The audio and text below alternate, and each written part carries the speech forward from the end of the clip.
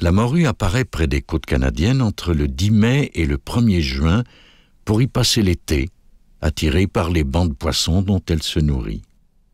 Et c'est avec ces poissons-là que les pêcheurs vont l'attraper.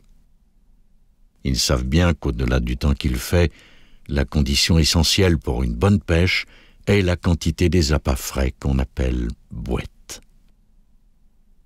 Tous les jours, et surtout le matin, ils vont donc ramasser dans des filets les petits poissons qui serviront d'appât selon la période de l'année. D'abord le hareng au printemps, puis le capelan, ensuite le lançon et le maquereau. Quand les pêcheurs en manqueront, toute la pêche sera compromise.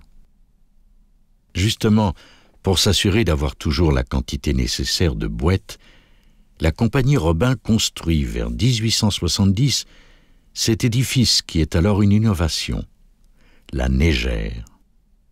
Bourrée avec la neige de l'hiver, elle permet de conserver les appâts. Au début, les pêcheurs sont réticents à utiliser les poissons gelés. Mais il faut bien s'y résigner. Les neigères se multiplient et bientôt, vers 1900, apparaissent les entrepôts frigorifiques. Cette nouveauté révolutionne l'industrie sur le plan de la conservation et du transport de la morue. Ce matin, les pêcheurs ne savent pas que plus tard, on préférera le poisson frais et que ce sera la fin de la morue salée et séchée comme ils la préparent depuis des siècles.